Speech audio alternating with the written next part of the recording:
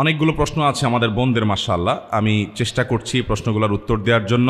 আমার প্রশ্ন হচ্ছে, কিভাবে একজন ভালো মুসলমান হওয়া যায়? মাশাআল্লাহ, খুব সুন্দর এবং চমৎকার একটা প্রশ্ন।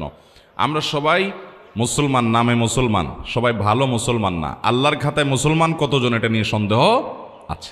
ভালো মুসলমান না হলে সে আল্লাহর খাতায় মুসলমান হতে পারবে না। ভালো মুসলমান না হলে সে মুসলমান হয়ে জান্নাতি হতে পারবে না সরাসরি প্রথম চান্সে। ভালো মুসলমান না হলে সে কখনো আল্লাহর প্রিয় বান্দা হতে পারবে না। ভালো মুসলমান হওয়ার জন্য কয়েকটি বিষয় লাগবে। নাম্বার 1, ঈমানটা বিশুদ্ধ থাকতে হবে। ঈমানটা কি থাকতে হবে? বিশুদ্ধ থাকতে হবে। আপনাদের এই এলাকাতে, চট্টগ্রামে বিশেষ করে, আমাদের অনেক মুসলমান ভাইয়েরা আছেন, অনেক মুসলমান বোনরা আছেন, সন্তান হয় না। আল্লাহর কাছে দোয়া করে, ঠিক আছে, কিন্তু আবার মাজারেও যায়। যে মাজারে কিছু মান্নত করে, কিছু টাকা পয়সা দেয়, মাজারে গিয়ে অনেকে সেজদা দেয়, অনেকে মাজারে যিনি শুয়ে আছেন তার কাছে বলে, বাবা আমাকে একটা ছেলে দিও, আমার একটা ছেলে সন্তান দরকার। আছে না? না, এগুলা সাথে সাথে ঈমান নষ্ট হয়ে যাবে, সাথে সাথে ঈমান নষ্ট হয়ে যাবে। ভালো মুসলমান তো পরের কথা, আপনার যদি ঈমান নষ্ট হয়, আপনার যদি আকীদা খারাপ হয়, আপনার যদি বিশ্বাসটা নষ্ট হয়, তাহলে আপনার ওই যে একেবারে মূলটাই শেষ, আপনার নেকামলে করে কোনো লাভ হবে না। এই জন্য ভালো মুসলমান হওয়ার জন্য প্রথম চ্যালেঞ্জ হলো ঈমানটাকে ঠিক রাখা, বিশ্বাসটা ঠিক রাখা। আল্লাহর একত্ববাদ স্বীকার করার মানে হলো আল্লাহর সাথে কারো শরীক সাব্যস্ত না করা। এখন আপনার দোয়া করতে হবে, কার কাছে দোয়া করবেন? আল্লাহর কাছে। আমাদের প্রিয় নবী সাল্লাল্লাহু আলাইহি সাল্লাম, তার প্রিয় সাহাবী আব্দুল্লাহ ইবনে আব্বাস রাদিয়াল্লাহু তাআলা আনহু 9 বছর বয়স যখন, তখন তাকে আদর করে, স্নেহ করে হাত দিয়ে বললেন, কাঁধে হাত রেখে বললেন, ইযা সাআলতা ফাসআলিল্লাহ ওয়া ইযা ইসতাআনতা ফাসতাইন বিল্লাহ। তোমার যদি কিছু চাওয়া লাগে আল্লাহর কাছে চাইবা, সাহায্য চাওয়া লাগে আল্লাহর কাছে সাহায্য চাইবা। সাহায্য চাওয়া এগুলো আল্লাহ ছাড়া অন্য কারোর কাছে অলৌকিক সাহায্য চাওয়া যাবে? তাহলে কোনো মাজারের কাছে আমরা সন্তান চাইবো না, আল্লাহর কাছে চাইবো? আল্লাহর কাছে চাইবো। ঠিক একইভাবে আমার দোয়া, আমার ইবাদত বন্দেগী, এটা মাজারে করার জিনিস না, এগুলো আরশের মালিকের কাছে পেশ করতে হবে। মাজারে যিনি শুয়ে আছেন উনি নিজেও আল্লাহর বান্দা, নিজেও আল্লাহর গোলাম, উনি নিজেও আল্লাহর কাছে মুখাপেক্ষী। আপনি গোলামের কাছে কেন চাইবেন? মালিকের কাছে চাইবেন। আল্লাহ বলেছেন, উদউনি আস্তাজিব লাকুম, তোমরা আমার কাছে দোয়া করো, আমি তোমাদের দোয়া কবুল করব। অতএব দোয়া করতে হবে কার কাছে? আল্লাহর কাছে। ভালো মুসলমান হওয়ার জন্য ঈমান ঠিক রাখতে হবে। ঈমানের মধ্যে কোনো শিরিক থাকতে পারবে? অন্ধের মতো আনুগত্য কোনো দলের করবেন, কোনো ব্যক্তির করবেন? অন্ধের মতো আনুগত্য, সব কথা শুনবো, এটা কার হবে? শুধুমাত্র আল্লাহর। আর সবার এই বেলা এটা চলবে না। এমনকি আমিও যদি কথা বলি, কোনো আলেমও যদি কথা বলে, তার যদি ভালো কোনো কথা হয় সেটা নিবেন। কোনো কথা যদি খারাপ মনে হয়, কোরআন হাদিসের বিরুদ্ধে যায়, তিনি বললেও আপনি সেটা মানবেন। এর নাম হলো মুসলমান। ঈমান ঠিক থাকতে হবে যে আমি কার গোলামি করব, কার কথা শুনবো, কার আনুগত্য করব, কার কাছে দোয়া করব, শুধু আল্লাহর। তিনি ছাড়া আর কেউ হতে, তার সাথে আর কাউকে শরীক সাব্যস্ত করা যাবে। ঈমানটাকে ঠিক করতে হবে ভালো মুসলমান হওয়ার জন্য, 1। নাম্বার 2, ভালো মুসলমান হওয়ার জন্য 5 ওয়াক্ত নামাজ সুন্দর করে, ভালো করে বুঝেন, 5 ওয়াক্ত নামাজ শুধু পড়লে হবে না। কিভাবে পড়তে হবে? সুন্দর করে। নামাজ সুন্দর কিভাবে করবেন? 2 ভাবে করবেন। নাম্বার 1, সময় হওয়ার পর দেরি না করে যত তাড়াতাড়ি সম্ভব নামাজ পড়বেন। অনেকে নামাজ পড়ে শেষ ওক্তে যায়, বিশেষ করে আমাদের মা বোনদের মধ্যে এই রোগ আছে। জোহরের নামাজটা বেশিরভাগ মহিলারা আমাদের দেশে পড়ে হলো দুপুর 3টার পরে, 3:30টার পরে। কেন? কারণ ঘর বাড়ির কাজকাম সামালেন, রান্নাবাড়ি করে সব গোছান, ছেলে মেয়েদেরকে খানা দেন, স্বামীরে খানা দেন, নিজে গা গোসল ধন, সব ঝামেলা সারতে সারতে 3টা 3:30 বেজে যায়। এরপরে যা উনি আসরের সময় গিয়ে জোহর পড়েন, ঠিক না ঠিক? অথচ নবী করিম সাল্লাল্লাহু আলাইহি সাল্লাম বলেছেন, সবচেয়ে উত্তম আমল হলো as-salatu li awwali waqtiha, আউয়াল ওয়াক্তে নামাজ পড়া, এটা হলো সবচেয়ে উত্তম আমল। এজন্য ভালো মুসলমান হওয়ার জন্য নামাজ শুধু পড়লেই হবে না, 5 ওয়াক্ত নামাজ তো পড়তেই হবে। সেটা পড়তে হবে সুন্দর করে, অর্থাৎ প্রথম সময়ে দেরি না করে, আর দ্বিতীয়ত হলো ধীরে ধীরে, আস্তে আস্তে। যত ধীরে ধীরে নামাজ পড়বেন তত নামাজের কোয়ালিটি বাড়বে, আর যত তাড়াহুড়া করে পড়বেন তত নামাজের কোয়ালিটি কমবে। নামাজি হিসেবে সবচেয়ে ভালো নামাজি কে? আপনার ডানে বামে, আপনার মসজিদে, আপনার কাতারে, আশেপাশে খেয়াল করবেন। আমাদের মা বোনরা নিজেদের মধ্যে খেয়াল করবেন, যেই মানুষটার নামাজে দেখবেন রুকুতে সবচেয়ে বেশি সময় লাস্টিং করে, রুকু থেকে দাঁড়ায় তিনি সবচেয়ে বেশি অপেক্ষা করেন, সিজদায় খুব ধীরে ধীরে যান, যে সিজদায় আবার অনেক সময় ধরে তাসবিহ পড়ে, সুবহান রাব্বিয়াল আ'লা, লম্বা সময় নিয়ে সিজদা পড়েন, এরপর সিজদা থেকে উঠে সোজা হয়ে আবার অনেক সময় অপেক্ষা করেন, আবার আস্তে করে সিজদা দেন। এভাবে নামাজের কাজগুলো যে যত আস্তে আস্তে করবে তার নামাজের ওজন, নামাজের মূল্য, নামাজের ওয়েট তত বেশি হবে। এই জন্য ভালো মুসলমান হওয়ার জন্য ইমানটাকে বিশুদ্ধ করতে হবে, ইমান বিধ্বংসী বিষয় থেকে বাঁচতে হবে। অনেক মুসলমান ইমান আনার পরে এমন কথা বলে ইমান চলে যায়। আল্লাহর আইনের বিরুদ্ধে, আল্লাহর বিধানের বিরুদ্ধে যদি কেউ বলে, সেটা আমার পছন্দের দলও যদি বলে, মানা যাবে? ইমান চলে যাবে, সোজা কথা। তাগুতকে যদি আপনি বন্ধু বানান, ইমান চলে যাবে। অতএব ইমান ঠিক করতে হবে, এক। 2 নম্বর হলো নামাজ ঠিক করতে হবে। ভালো মুসলমান হলে কি করতে হবে? নামাজ ঠিক করা মানে 2টা বলেছি, এক হলো সময় মতো পড়বেন দেরি না করে, আর দ্বিতীয়ত হলো ধীরে স্থিরতার সাথে পড়বেন। ঠিক করবেন তো ইনশাআল্লাহ? আচ্ছা, 3 নম্বর কাজ হলো ভালো মুসলমান হওয়ার জন্য উপার্জন থাকতে হবে হালাল। উপার্জন কি থাকতে হবে? হালাল। আমাদের মা বোনরা আছেন এখানে, আপনাদেরকে বলছি, আপনারা আপনাদের স্বামীদেরকে, বাবাদেরকে, সন্তানদেরকে উৎসাহ দিবেন। আপনারা যদি সঠিক হয়ে যান তাহলে আল্লাহর জমিনে সব সোজা হয়ে যাবে। আপনারা যদি আপনাদের সন্তানদেরকে বলেন, বাবারা হালাল উপার্জন করে নিয়ে আসবা, প্রয়োজনে ডাল ভাত খেয়ে বেঁচে থাকবো, গোশ মাছ খাবো না, কিন্তু হালাল উপার্জন করবা বাবা।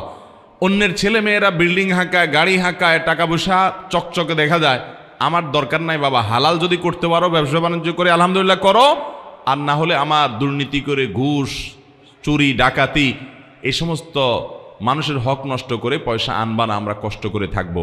এইটা যদি আপনি করতে পারেন, আপনি ভালো মুসলমান হতে পারবেন। এটা খুব কঠিন কাজ, কিন্তু নামাজ পড়াও সোজা, ইমান রাখাও সোজা, রোজা রাখাও সোজা, পর্দা করাও সোজা, কোরআন তেলাওয়াত করাও সোজা, ওয়াজ শোনাও সহজ। এই যুগের সবচেয়ে কঠিন কাজ হলো আমার উপার্জনটা সব টন টন করে বাজবে। বাজা বুঝেন? এত হালাল হবে যে সেখানে কোনো ভেজাল থাকবে, চেষ্টা করা যাবে না ইনশাআল্লাহ। এটা মুশকিল হলো কি জানেন? এটা করতে গেলে যুদ্ধ করা লাগে নিজের সাথে, কারণ আশেপাশে সবাই 2 নম্বর পথে টাকা পয়সা কামায় আঙ্গুল ফুলে কলা গাছ হয়ে যায়। এটা দেখে আপনার মা বাপ বলবে, আপনার স্বামী, আপনার স্ত্রী বলবে, আপনার বন্ধু বান্ধব বলবে, ছেলে মেয়ে বলবে, তুমি কি করো? আরে দুধ করো, পরে আল্লাহকে রাজি করে নেওয়া যাবে। এগুলো ভুল।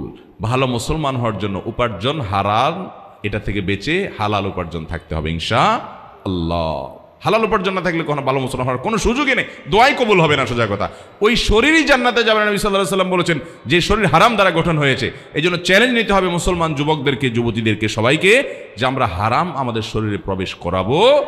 ভালো মুসলমান হওয়ার জন্য 3 নম্বর পয়েন্ট বলেছি হালাল উপার্জন হওয়া। 4 নম্বর পয়েন্ট হলো আচরণ ভালো হওয়া। আজকাল দেখবেন অনেক নামাজি কালামি মুসল্লি পাওয়া যায়, কিন্তু আচরণ খারাপ, ব্যবহার খারাপ, অধিকার নষ্ট করে শ্রমিকের, অধিকার নষ্ট করে কাজের লোকের, অধিকার নষ্ট করে বউয়ের শাশুড়ির অধিকার নষ্ট করে, শ্বশুরের অধিকার নষ্ট করে, শ্বশুর শাশুড়ি হয়ে বউয়ের অধিকার নষ্ট করে, স্বামী হয়ে স্ত্রীর অধিকার নষ্ট করে, স্ত্রী হয়ে স্বামীর অধিকার নষ্ট করে, বন্ধু হয়ে বন্ধুর অধিকার নষ্ট করে, প্রতিবেশী হয়ে প্রতিবেশীর অধিকার নষ্ট করে, এমনকি মুসলমান হয়ে প্রতিবেশী অমুসলমান তারও অধিকার নষ্ট করে। প্রতিবেশী অমুসলমান হলে তার অধিকার আছে না নাই? কিরকম অধিকার জানেন? আব্দুল্লাহ ইবনে ওমর রাদিয়াল্লাহু তাআলা আনহু, নবী করিম সাল্লাল্লাহু আলাইহি ওয়াসাল্লাম একজন প্রিয় সাহাবী, ওনার বাড়িতে একবার ছাগল জবাই হয়েছে, খাওয়া দাওয়া করবেন কোনো আনন্দের উপলক্ষ। তো উনি ওনার পরিবারের লোকদেরকে বললেন, আমাদের পাশের বাসায় যে ইহুদি আছে তার বাসায় কি গোশত পাঠানো হয়েছে ছাগল থেকে? 2 বার জিজ্ঞাসা করলেন। তখন বাসার লোকরা বলল, না, পাঠানো হয়নি। তখন তিনি বললেন, আমি তো নবী করিম সাল্লাল্লাহু আলাইহি ওয়াসাল্লামের কাছ থেকে শুনেছি যে প্রতিবেশীর অধিকার এত বেশি যে জিবরিল বারবার নবী সাল্লাল্লাহু আলাইহি ওয়াসাল্লামকে প্রতিবেশীর ব্যাপারে সাবধান করতে করতে নবী সাল্লাল্লাহু আলাইহি ওয়াসাল্লাম বলেছেন, আমার তো আশঙ্কা হয় কখন না জিবরিল এসে বলে যে তোমার মরার পর তোমার সম্পদে ভাগ পাবে প্রতিবেশী। এই কথা বলে কিনা আমি সে আশঙ্কায় ছিলাম। মানে এত প্রতিবেশীর হক। এমনকি অমুসলমান হলেও ইহুদির চাইতে বড় শত্রু মুসলমানদের আর কেউ না। আল্লাহ কোরআনে বলেছেন, লা তাজিদান্না আশাদ্দান নাসি আদাওয়াতান লিল্লাযিনা আমানু আল ইয়াহুদ, ইমানদারদের জন্য সবচেয়ে বেশি শত্রু পাবা তোমরা ইহুদিদেরকে। সেই ইহুদিও যদি আমার প্রতিবেশী হয়, আমার গ্রামের হয়, আমার পাশের বাড়ির হয়, বসবাস করে, তার প্রতি শুধু সদাচরণ করা না, তার বাসায় হাদিয়া পাঠানো, খাবার পাঠানো, এটা শিক্ষা আমাদেরকে ইসলাম দিয়েছে। ঠিক না ঠিক? তাহলে ভালো মুসলমান হতে হলে মুসলমান তো বটেই, অমুসলমানের সাথে সুন্দর আচরণ, ভালো আচরণ করতে হবে। আর মুসলমান যারা আছেন, আত্মীয় স্বজন, বাবা মা, সবার প্রতি সদাচরণ করা, তার কারো ব্যবহার খারাপ না করা, সবার হক আদায় করা, এটা ভালো মুসলমান হওয়ার জন্য জরুরি। তাহলে 4 নম্বর শর্ত বলেছি আখলাক বা আচরণটা ভালো হওয়া। এই 4টা কাজ যদি আপনি ঠিকঠাক মতো করতে পারেন ইনশাআল্লাহ, এর পাশাপাশি হারাম কাজ থেকে বেঁচে থাকবেন, মৌলিক ফরজ বিধানগুলো মেনে চলবেন, ইনশাআল্লাহ আপনি ভালো মুসলমান হয়ে যাবেন। ওইটাকে মানে 5 নম্বর পয়েন্ট বললাম। আমার আবারও বলি, 1 নম্বর ইমানটাকে শুদ্ধ করবেন, শিরিক মুক্ত ইমান আনবেন। নাম্বার 2, নামাজটাকে সুন্দর করবেন, ওয়াক্ত হওয়ার পরে দেরি করবেন না এবং ধীরে ধীরে পড়বেন। নাম্বার 3, হালাল উপার্জন করবেন, হারামের ধারে কাছে যাবেন না, চ্যালেঞ্জ নেবেন। নাম্বার 4, আচরণ ভালো করবেন, সবার অধিকার আদায় করবেন, কারোর অধিকার নষ্ট করবেন না। বান্দার হকটা অনেক গুরুত্বপূর্ণ। আল্লাহর হকে একটু ভেজাল হলেও আল্লাহ মাফ করবে, বান্দার হকে কিন্তু ছাড় নাই। অতএব বান্দার হক যেন ঠিকঠাক মতো আদায় করেন। স্ত্রী হয়েছেন, তাহলে স্বামী আমার অধিকার নষ্ট করুক, আমি তার অধিকার নষ্ট করবো না, তার প্রাপ্য অধিকার আমি তাকে দেব। স্ত্রী আমার অধিকার নষ্ট করছে, করুক, কিন্তু আমি তার অধিকারটা প্রাপ্য পুরোটা দেব। যতটা আমরা অধিকার সচেতন হব তার চেয়ে বেশি কর্তব্য সচেতন হব, আমার দায়িত্ব কিছুটা আমি বেশি দেখব। 5 নম্বর হলো আপনার অন্য আল্লাহর যে মৌলিক ফরজ বিধানগুলো আছে সেগুলো মানা, মোটা মোটা যে হারাম জিনিসগুলো আছে সেগুলো থেকে বাঁচার চেষ্টা করব।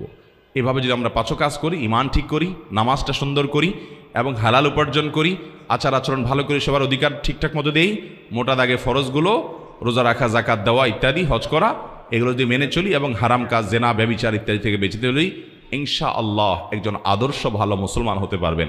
একজন আদর্শ ভালো মুসলমান মানে কিন্তু আমলের পাহাড় গড়া না, দুনিয়ার আমল কতগুলো করে নিলেন আপনি ভালো মুসলমান হয়ে গেলেন, জি না। ভালো মুসলমান হতে হলে এই পয়েন্টগুলো আপনাকে মাথায় রাখতে হবে। আল্লাহ তাআলা আমলের তৌফিক দান করুন। এরপরে প্রশ্ন, আজকাল মেয়েরা শ্বশুর শাশুড়ির সাথে একসাথে থাকতে চায় না, এ ব্যাপারে ইসলাম কি বলে? দেখুন, এক্ষেত্রে আমাদের উভয় পক্ষের বাড়াবাড়ি আছে, সীমালঙ্ঘন আছে। যারা বৌমা আছেন তারা মনে রাখতে হবে, শ্বশুর শাশুড়ি তারা মা বাবার মতো, তারা বয়সে বড়, মা বাবার মতো, তারা মুরব্বী। নবী করিম সাল্লাল্লাহু আলাইহি ওয়াসাল্লাম বলেছেন, যে ব্যক্তি আমার উম্মতের মধ্যে বয়সে বড় সিনিয়র মুরব্বীদেরকে যে সম্মান করে না, শ্রদ্ধা করে না, সে আমার উম্মত হতে পারে না। অতএব মেয়েরা তাদের শ্বশুর শাশুড়িকে সম্মান করবেন। ঠিক একই কথা ছেলেদের জন্য প্রযোজ্য, ছেলেরাও তাদের শ্বশুর শাশুড়ির প্রতি সম্মান করবেন। অনেক ছেলেরা আছে নিজের স্ত্রীকে কষ্ট দেয়, শ্বশুর শাশুড়ির প্রতি অসম্মান করে। ঠিক একই কথা মহিলাদের জন্য প্রযোজ্য, অনেক মহিলা আছে নিজের শ্বশুর শাশুড়িকে কষ্ট দেয়। মনে রাখবেন, শ্বশুর শাশুড়িরা তারা আগের জেনারেশন, তারা আগের যুগের মানুষ, তাদের অনেক অযৌক্তিক কথা তারা বলতে পারে, অযৌক্তিক কাজ বলতে পারে, তারা আপনার মতো বুঝবে না, এত স্মার্ট হবে না। আপনি আবার যখন বৃদ্ধ হবেন, আপনার ছেলেমেয়েরা অনেক আপডেটেড হবে, তাদের কাছে আপনি এরকম খ্যাত খ্যাত টাইপ হবেন, এটা কিন্তু মাথায় রাখেন। তারা কিন্তু আপনার চেয়ে অনেক স্মার্ট হবে, আপনার অনেক কিছু তাদের কাছে হাস্যকর মনে হবে, অযৌক্তিক মনে হবে। তাদের কাছে আপনি তখন কেমন আচরণ করেন, আশা করেন? তারা আপনাকে তুচ্ছ তাচ্ছিল্য করুক, ছোট করুক, হেয় করুক, ঠাট্টা করুক, বিদ্রুপ করুক, হাসাহাসি করুক, এটা কোনো মা বাপ চাইবে? যদি না চান, তাহলে আপনি আপনার শ্বশুর শাশুড়ি, আপনার মা বাবার প্রতি সেরকম আচরণ করেন এবং ভালো আচরণ করেন।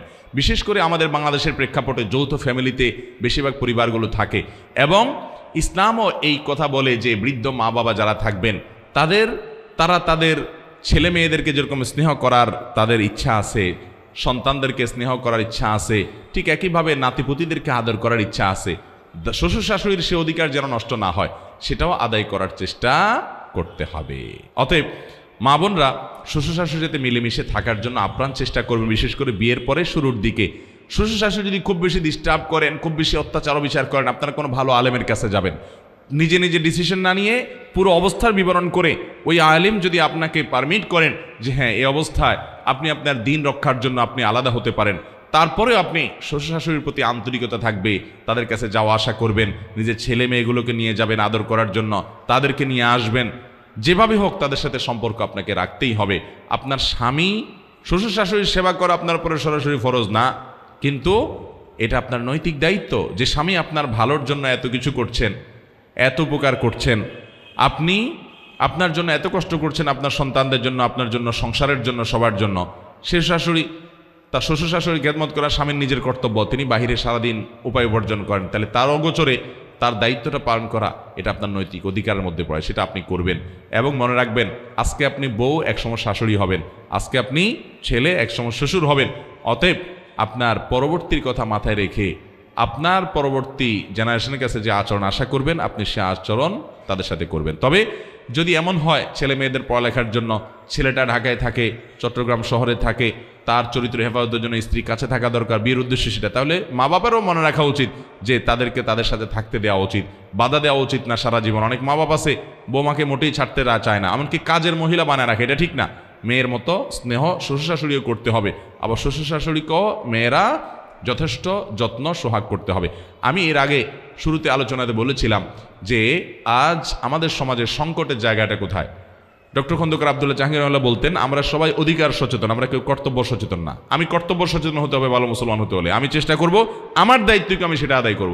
শ্বশুর শাশুড়ির কোনো হক নষ্ট করবোই না, বরং আমি আরো বেশি বেশি করবো তাদের জন্য। উনি উল্টাপাল্টা করছে, ওনারটা উনি আল্লাহর কাছে বুঝে পড়াবে, তার জন্য তো আমার অপরাধ নাই, আমি সবর করব। আর একই কথা শ্বশুর শাশুড়ির জন্য প্রযোজ্য, যে আরেক ঘরের মেয়ে, আরেকজনের সন্তান, সে আমার ঘরে পুত্রবধূ হয়ে আসছে, তাকে আমি স্নেহ দিব, মমতা দিব, জুলুম করব না, অবিচার করব না, কাজের মেয়ে হিসাবে ট্রিট করব না, আমি স্নেহ আদর করে বড় করে তুলবো, এই চেষ্টা তার থাকবে। যদি সে অন্যায় করে, সে আল্লাহর কাছে বুঝে থাকবে, তাহলে ইনশাআল্লাহ শান্তি আসবে এবং ভালো পরিবার হবে। আমাদের আজকাল বোনরা বিশেষ করে শ্বশুর শাশুড়িকে সহ্য করতে পারেন না, এটা একটা ব্যাপক আকার ধারণ করেছে। একটা সময় আমাদের দেশে শাশুড়ি ননদরা বৌমাদের উপরে জুলুম বেশি করত। এখন বৌমাদের পাওয়ার একটু তুলনামূলক আস্তে আস্তে বেশি হচ্ছে। এখন শাশুড়িরা বরং দৌড়ের উপরে থাকে বউদের অত্যাচারে, ঠিক না ভাই? ঠিক। দিন আস্তে আস্তে ঘুরতেছে। তো মনে রাখবেন, একজন ভালো মুসলমান হতে হলে তাকে সর্বাবস্থায় তাকে অন্যের অধিকার পরে তাকে সচেতন হতে হবে যে তার অধিকারগুলো কি কি। আল্লাহ তাআলা আমাদের সবাইকে নিজের প্রাপ্য, নিজের অধিকারের ব্যাপারে সচেতনতার চাইতে অন্যের অধিকার কি আছে আমার কাছে, সে ব্যাপারে সচেতন হওয়ার তৌফিক দান করুন। তাহলে বৌমারা শ্বশুরের সাথে মিলেমিশে থাকবেন এবং যথাসম্ভব নাতি নাতনিদেরকে তাদের আদর করতে ইচ্ছা করে সেটা সুযোগ দিবেন। অনেক কিছু উল্টাপাল্টা হলেও যথাসম্ভব হজম করবেন, কিন্তু পর্দার অসুবিধা হয়, কোনোভাবে পর্দা করা যায় না, একেবারে জটিল পরিস্থিতি, আল্লাহর বিধান লঙ্ঘন হয়ে যায়, অথবা স্বামী তার চরিত্র হেফাজত হয় না, বেচারা চাকরির জন্য দূরে থাকতে হয়, তার কাছে না থাকলে তার চরিত্র নিয়ে টানাটানি হয়, তাহলে সেক্ষেত্রে শ্বশুর শাশুড়িকে সাথে নিয়ে যেতে বলে ভালো। যদি তারা যেতে না চান, তাহলে দূরে যদি যাওয়াও লাগে, তাদেরকে বোঝানো যে আম্মা এই জন্য যাইতে হচ্ছে, আব্বা এই জন্য যাইতে হচ্ছে, এবং তাদেরকে আস্থায় রাখার চেষ্টা করা, বেয়াদবি না করা। শাশুড়িদেরও মানসিকতা থাকতে হবে যে সংসার বড় হয়ে গেলে নাতি নাতিদের পড়ালেখার জন্য শহরে যাওয়া লাগতে পারে, ছেলের সাথে থাকা লাগতে পারে, ছেলের চরিত্র হেফাজত করা অনেক বড় ব্যাপার, বিদায় সেই সহযোগিতা শ্বশুর শাশুড়িকেও করতে হবে। আল্লাহ আমাদেরকে বোঝার তৌফিক দান করুন। আমি একজন নবমুসলিম নারী, আমার বাবা মা হিন্দু অবস্থায় মারা গেছেন, আমি কি তাদের জন্য দোয়া করতে পারবো? দরকারি প্রশ্ন। আমাদের এই বোন নবমুসলিম, ইসলামে এসেছেন, আল্লাহ তাআলা তাকে ইসলামের উপরে অটল অবিচল থাকার তৌফিক দান করুন। এটা এক অত্যন্ত দুঃখজনক এবং বেদনাদায়ক একটা বিষয় যে কারোর বাবা মা যদি আল্লাহর প্রতি ঈমান আনা ছাড়া মৃত্যুবরণ করে, বেঈমান অবস্থা যদি দুনিয়া থেকে যায়, তাহলে তার জন্য দোয়া করার কোনো রাইট বা কোনো অধিকার আমাদের নাই। খুব বেদনাদায়ক একটা অধ্যায়। কেন দোয়া করা যাবে না? কারণ আল্লাহ রাব্বুল আলামিন কোরআনে পরিষ্কারভাবে নিষেধ করেছেন যে মানুষগুলো মুশরিক অবস্থায় মারা গেছে, তোমরা কোশ্চিন কালেও, নবী করিম সাল্লাল্লাহু আলাইহি ওয়াসাল্লামকে আল্লাহ বলেছেন আপনি কোশ্চিন কালেও তাদের জানাজা পড়বেন না, অর্থাৎ তাদের জন্য দোয়া করবেন না। নবী করিম সাল্লাল্লাহু আলাইহি ওয়াসাল্লামের চাচা আবু তালেব, তিনি নবী সাল্লাল্লাহু আলাইহি ওয়াসাল্লামকে সারা জীবন আদর যত্ন দিয়ে, সোহাগ দিয়ে, স্নেহ মমতা দিয়ে বড় করে তুলেছেন। এমনকি তিনি কাফের থাকা সত্ত্বেও কাফেররা যাতে নবীজির গায়ে আঁচড় দিতে না পারে সেজন্য কিন্তু আগলে রেখেছেন। হিজরতের সময়ের একটা ঘটনা, সুবহানাল্লাহ, কত স্যাক্রিফাইস করেছেন, কত আদর নবী সাল্লাল্লাহু আলাইহি ওয়াসাল্লামকে করেছেন। উনি যতদিন বেঁচে ছিলেন নবীজির দিকে তাকানোর, চোখ তুলে তাকানোর সাহস মক্কায় কোনো কাফেরের ছিল না। উনি দুনিয়া থেকে চলে গেছেন, সকল অত্যাচার অবিচারের স্টিম রোলার নেমে এসেছে নবী করিম সাল্লাল্লাহু আলাইহি ওয়াসাল্লামের পরে। এমনকি নবী করিম সাল্লাল্লাহু আলাইহি সাল্লাম তিনি তার জীবদ্দশার একেবারে শেষ মুহূর্তে পর্যন্ত তিনি তার এই চাচাকে ফিল করেছেন, অনুভব করেছেন। মৃত্যুর আগ মুহূর্ত পর্যন্ত মাথার কাছে বসে বলেছেন, চাচা আপনি একটু আল্লাহর প্রতি একবারের জন্য আপনি বলেন, আমাকে কানে কানে বলেন, বাস আমি আল্লাহর কাছে আপনার জন্য সুপারিশ করতে পারবো, আপনি অন্তত অ্যাকাউন্টটা ওপেন করে দিয়ে যান। কিন্তু তিনি শেষ পর্যন্ত সেটাও করেন নাই। দেখেন, নিজের এরকম আদরের চাচার জন্য বন্ধু দোয়া করতে পারেন নাই। এটা একটা পরীক্ষার বিষয়, এটা একটা ইমানি পরীক্ষার বিষয় যে আল্লাহর বিধান আমি মেনে নিতে পারছি না। আপনারা হয়তো মনে করবেন যে বাবা মা, কিন্তু আমার বাবা মা যদি ইমান হারা হয়ে যায়, আল্লাহ না করুন বেঈমান হয়ে মারা যায়, আমি আল্লাহর কাছে তাদের জন্য সুপারিশ করার আর কোনো এখতিয়ার আমার কাছে থাকে না। আল্লাহর কাছে তাদের বিষয়টাকে ন্যস্ত করতে হবে এবং নিজের নেকামলের দিকে মনোনিবেশ করতে হবে। তবে হ্যাঁ, যদি অমুসলিম বাবা মা বেঁচে থাকেন তাহলে আল্লাহ তাআলা তাদের ব্যাপারে বলেছেন ওয়াসাহিবুহুমা ফিদ দুনিয়া মারুফা, তাদের সাথে সদাচরণ করতে হবে। অন্য ধর্মের হলেও তাদের প্রতি সদাচরণ করতে হবে। অনেকে বলে আমার বাপ মা মাজার পূজা করে, এটা করে সেটা করে। আমি বলি যাই করুক না কেন, আপনার মা বাবার প্রতি আপনি দুর্ব্যবহার করতে পারবেন না, শ্রদ্ধা আপনাকে জ্ঞাপন করতে হবে।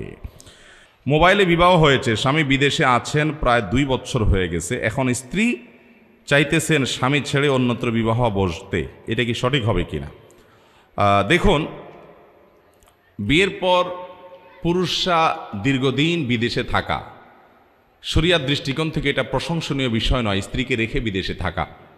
এজন্য আমি প্রবাসী ভাইদেরকে বলি, অনুগ্রহ করে হয় যতদিন, বিশেষ করে মধ্যপ্রাচ্যে আমাদের যে সমস্ত ভাইরা যাচ্ছেন বা বিভিন্ন দেশে কাজের জন্য যাচ্ছেন, তাদেরকে বলবো হয় অবিবাহিত অবস্থায় প্রবাস জীবন শেষ করবেন, একসাথে যে বছর থাকা, টাকা পয়সা কামা রোজগারি করে আপনার পুঁজি টুজি সংগ্রহ করে চলে আসবেন, দেশে এসে বিয়ে শাদী করবেন। আর না হয় বউকে বিদেশ নিয়ে যাবেন, দুইটার একটা। বউরে দেশে রেখে আপনি বিদেশে পড়ে বছরকে বছর প্রবাসে থাকবেন, এটা কখনো ইসলামের দৃষ্টিতে ভালো জিনিস হতে পারে। স্ত্রীর অধিকার আছে না নেই? এভাবে দেখা যায় স্ত্রী সে খারাপ পথে চলে যায়, অনেক সময় সে গুনাহের দিকে চলে যায়, চরিত্র নষ্ট হয়ে যায়, ছেলে মেয়েগুলো নষ্ট হয়ে যায়। সবচেয়ে বড় সম্পদ ছেলে মেয়ে। টাকার লোভ এত মারাত্মক। আমি অনেক প্রবাসী ভাইদেরকে দেখেছি এবং বলেছি, ভাই কত বছর আছেন মালয়েশিয়াতে, জাপানে, সৌদি আরবে, যেখানেই গেছি আমি প্রবাসী বাংলাদেশি ভাইদের যা মনে হয়েছে যাকে লং টাইম আছে, বউ কাছে নাই, তাদেরকে জিজ্ঞেস করি, অনেকে বলে 10 বছর, কেউ বলে 15 বছর, কেউ বলে 20 বছর। আমি বললাম, ভাই এই টাকার নেশার কিন্তু কোনো এন্ডিং নেই, এটার কোনো শেষ নাই। একজন বড় ব্যবসায়ী দেশের শীর্ষস্থানীয় আমাকে একবার বলছিলেন ডেকে, কোনো একটা কথা প্রসঙ্গে, আমার বন্ধু মানুষ, বলছিলেন, হুজুর বলেন তো সবচেয়ে বেশি নেশা কিসের? আমি তো কখনো নেশা করি না, আমি জানবো কেমনি? আপনি একসময় করছেন, আপনি বলতে পারেন। উনি একসময় করতেন, এখন ভালো হয়েছে। পরে আমাকে বললেন, হুজুর আপনি বুঝেন না আমার প্রশ্ন, আমি ওই নেশার কথা বলি নাই, এই ইয়াবা, অমুক তমুক, বিভিন্ন মাদক, এগুলোর নেশা এমন কি নেশা? পৃথিবীতে সবচেয়ে বড় নেশা হলো টাকার নেশা। এই নেশাটা এত মারাত্মক, কেন কামাই করে, যে কামাই করে সেও জানে না, নেশা হয়ে যায়। হালাল হারাম বাজ বিচার না। হ্যাঁ, হালাল টাকার অনেক দরকার আছে। আপনি ব্যবসা বাণিজ্য করে কোটি কোটি টাকা কামাই করেন, হালাল, এটার দরকার আছে না নেই? যত বেশি হবে আপনি তত বেশি আল্লাহর কাজ করতে পারবেন, কিন্তু হারাম টাকার এক টাকারও দরকার নাই। তো যাই হোক, প্রবাসে যারা আছেন তারা স্বামীর হিসাবে স্ত্রীর অধিকারের দিকে খেয়াল রাখবেন। এখন কথা হলো, প্রবাসের স্বামী যদি 2 বছরের জায়গায় 3 বছরও থাকেন, তো আমি যেটা বলছিলাম, প্রবাসে যদি স্বামী 2-4 বছর পড়েও থাকে, এই জন্য স্ত্রী চাইলে আরেক জায়গায় চলে যেতে পারবে না। যদি যেতে হয়, বিয়ে হয়ে থাকলে তার কাছ থেকে তালাক নিতে হবে। তার কাছ থেকে নিতে হবে, তালাক নিতে হবে। তালাক নেওয়ার পর এরপর তিনি অন্যত্র বিবাহ বন্ধনে আবদ্ধ হতে পারবেন। চাইলে আর যা চলে যাবেন, এত সহজ না। এরপরে প্রশ্ন হলো, স্ত্রীর যদি নেশা পরিমাণ স্বর্ণ বা সম্পদ থাকে, তাহলে সে সম্পদের জাকাত কি স্বামীর টাকা থেকে পরিশোধ করতে হবে, নাকি স্ত্রীর সম্পদ থেকে জাকাত পরিশোধ করতে হবে? দেখুন, স্ত্রীর যদি স্বর্ণ থাকে, গহনা থাকে, জাকাত দেওয়ার মতো নেশা পরিমাণ হয়, তাহলে এটার জাকাত স্ত্রীকেই দিতে হবে যদি এটার মালিক স্ত্রী হয়। আর যদি মালিক স্ত্রী না হয়, স্বামী মালিক হয়, তাহলে স্বামীকে দিতে হবে। এখন একটা জটিলতা হলো, আমার দেশে মহিলাদের যে গহনা, এটার মালিক আসলে কে, এটা বলা খুব কঠিন। বলেন তো, বউয়ের যে স্বর্ণ গহনা আছে, এগুলার মালিক কে? বউ নিজে না স্বামী? মহিলা নিজে। আচ্ছা, মহিলা যদি নিজে ওইটার মালিক হয়, মহিলা চাইলে কি বিক্রি করে ফেলতে পারবে? উত্তর দেন। তো মালিক হলে তো ওনার চাইলে উনি বিক্রি করতে পারার কথা, কিন্তু পারবে? এটা জটিল আমাদের দেশে। গোজামিল বলে এটাকে, গোজামিল। এই মহিলাদের সম্পদ নিয়ে আমরা গোজামিল করি। মহিলা যদি সম্পদের মালিক হয়, সে ওইটা পুরাটা বিক্রি করে তার বাপকে, তার মাকে, তার ভাই বোনকে দিয়ে দিলে, স্বামী হিসাবে, শ্বশুর শাশুড়ি হিসাবে তার এই বেচার ব্যাপারে আপনাদের কোনো আপত্তি থাকবে না? থাকবে না? আমাদের দেশের রিয়েলিটি বলেন, বাস্তবতা বলেন, আপত্তি থাকে না? এটা কেমন কথা হলো? মালিক যদি সে হয়, তাহলে তার সম্পদ সে কি বিক্রি করে ফেলবে, না কাকে দান করে দিবে, এটা তো তার ব্যাপার। এই ব্যাপারে কি আর কারোর কোনো সে থাকার কথা? কিন্তু আমার দেশে সে থাকে কি থাকে না? এই থাকার মাধ্যমে প্রমাণ করা হচ্ছে তাদেরকে আমরা মুখে মালিক বানাচ্ছি, আসলে তাদের মালিকানাকে স্বীকার করছি। এমনকি বিদেশ যাওয়ার সময় বউরে বলতেছেন, গহনাগুলো দাও, বিক্রি করে আমি বিদেশ যাই, পরে আমি তোমারে কিনে দেব। বউ যদি বলে, না তুমি তো লোন চাইছো আমার কাছে, আমি লোন তোমাকে দিলাম না, আমার সম্পদ, আমি কাকে লোন দেবো না দেবো এই সম্পূর্ণ স্বাধীনতা ইসলাম আমাকে দিচ্ছে, আমি তোমাকে লোন দেবো না, বিশ্বাস হয় না, তুমি আবার বিদেশে যায় টাকা কামাই করে সফল হয়ে তারপর আমার স্বর্ণ কিনে দিতে পারবা কি পারবা না, আমি দিলাম না। এরকম না করার অধিকার কি মেয়েদের আছে? আরে শরীয়ত তো অধিকার দিছে, আমাদের সমাজে কি এরকম অধিকার দেওয়া হয়? যদি সে মালিক হয়, তাহলে তার সে অধিকার থাকার কথা কি কথা না? এই জন্য আমি বলি, মহিলাদের স্বর্ণ গহনা নিয়ে আমাদের দেশে একটা বিরাট গোজামিল আছে। এই অর্নামেন্টগুলোর মালিক আসলে বেচারীরা কিনা, আমরা মুখে বলি, বাস্তবে তাদেরকে সেটার মালিক বানায় না। এটার জন্য আমি বলি, শুনেন, স্বামী হিসাবে আপনি স্ত্রীকে গহনা দিলে হয় পরিষ্কার করে বলে দিবেন এটা তোমাকে আমি গিফট দান করে দিয়ে দিলাম, হাদিয়া দিলাম, উপহার দিলাম, আর মোহর হিসাবে দিলে এটা তো তার প্রাপ্য অধিকার, এটা তুমি মালিক। এরপরে সে এটা যা খুশি তা করবে, সেই অধিকার তাকে দিতে হবে। তাহলে এই স্বর্ণের জাকাত ওই মহিলাকেই দিতে হবে, যেহেতু তিনি মালিক। আরেকটা হতে পারে যে আপনি বিদেশ গেছেন, বউয়ের জন্য 2-4-5 ভরি স্বর্ণ কিনছেন, 10 ভরি স্বর্ণ কিনছেন, এখন বউকে সেটা দিছেন আপনি। আবার আপনার যখন দরকার হবে জমি জমা কিনবেন বা বিদেশে যাবেন, তখন আবার বিক্রি করে ফেলবেন, এরকম উদ্দেশ্য আপনার যদি থাকে, তাহলে স্ত্রীকে দেওয়ার সময় বলবেন এটা তোমাকে দিলাম, তুমি ব্যবহার করো, মালিক আমি, যখন ইচ্ছে তখন বিক্রি করে ফেলবো। এরকম বললে বউ বলবে তাহলে এটা দেওয়ার দরকার কি, আর তোমার স্বর্ণই দরকার নাই আমার। এই জন্য পুরুষরাও গোজামিল করে, মনে একটা রাখে বাইরে আরেকটা বলে, চিটারি করে, বলে তোমাকে দিয়া দিছি গো, তুমি ব্যবহার করো, আসলে বিক্রি করে ফেলবে চান্স পাইলে। এই 2 নম্বরই পুরুষরা করে কি করে না। ইসলাম কিন্তু লেনদেনের ক্ষেত্রে পরিষ্কার হতে বলে, একদম পরিষ্কার হতে হবে, হোক সে স্ত্রী হোক সে বাবা মা। এই একই সমস্যা প্রবাসীদের বাবা মার সাথেও হয়। বিদেশ থেকে টাকা পাঠায়, বাপে জমি কিনে, আব্বা আব্বা আপনার নামে নেন, আপনার নামে নেন, কিন্তু উদ্দেশ্য হলো আমার জমি আপনার নামে রাখেন আর কি, বাপরে খুশি করে। এরপরে বাপ মা মরার পরে ছোট ভাই বোন এসে বলে বাপের নামে জমি যেহেতু ভাগ আমরাও পাবো। বেজাল লাগে, লাগে কি লাগে না? এই জন্য লেনদেনের মধ্যে কোনো ধানাই পানাই, কোনো ছলছাতুরি, কোনো ঝাপসা রাখা উচিত না। লেনদেন করতে হবে পরিষ্কারভাবে, এবং এটাতে কারোর মনে কষ্ট রাখা উচিত না। সেটা মূর্খতা যদি কেউ মনে কষ্ট রাখে, খোল্লাম খোলা হওয়া উচিত এবং পরিষ্কার হওয়া উচিত। যাই হোক, যেটা বলছিলাম, মহিলারা তাদের গহনার ব্যাপারে আপনার তারা যে গহনাগাতি এগুলোর জাকাত দিবে, তারা যদি নিজেরা মালিক হয় তারা জাকাত দিবে, আর স্বামী মালিক হলে স্বামী জাকাত দিবে। এখন কত হলো মহিলারা জাকাত দিবে কোত্থেকে? আরেক প্রশ্ন, টাকাটা পাবে কই? তাদের উপার্জন নাই। এটার উত্তর হলো মহিলাদেরকে মহরের মাধ্যমে টাকার মালিক শরীয়ত বানাইছে না বানাই নাই? এখন মহিলা যদি নিজের মহরের টাকা নিজে না নেয়, স্বামীরে মাফ করে দেয়, তো সে নিজের পা নিজে কুড়াল দিছে। মহিলাকে বাবা মায়ের পরিত্যক্ত সম্পদ ইসলাম অধিকার দিছে না দেয় নাই? আবার তিনি ঘরোয়াভাবে চাইলেও নিজে অনেক উপার্জন করতে পারে পর্দার মধ্যে থেকেও, তাহলে তাদের উপার্জন অনেক মাধ্যম আছে। স্বামীর কাছ থেকে হাত খরচ স্বরূপ, উপহার স্বরূপ টাকা পয়সা নিতে পারে, এগুলো থেকে তিনি জাকাত আদায় করবেন। আর যদি এগুলো তার না থাকে, স্বামীকে রিকোয়েস্ট করেন, স্বামী তার হয়ে জাকাত আদায় করেন, তাতেও আদায় হয়ে যাবে, কিন্তু তাকে জানাবে যে ঠিক আছে তোমার গহনা জাকাত আমি দিয়ে দিলাম। স্বামী স্ত্রীর মধ্যে আমাদের দেশে আলহামদুলিল্লাহ বন্ডিং বোঝাপড়া থাকে বেশিরভাগ ফ্যামিলিতে। স্বামী বললো ঠিক আছে আমি তোমার স্বর্ণের জাকাত দিয়ে দিলাম, বা স্বামীকে বললো আমার জাকাতটা তো আসছে দিয়ে দিও, স্বামী দিয়ে দিল, তাতেও আদায় হয়ে যাবে। মোহতারাম হাজরিন, প্রশ্নে অনেক আছে, প্রশ্ন স্তূপ আছে, কিন্তু আমাদের জুমার সালাতের প্রস্তুতি নিতে হবে। আমার মনে হয় শেষ করা দরকার, যেহেতু আমাদের জুমার আলোচনা শুরু হবে।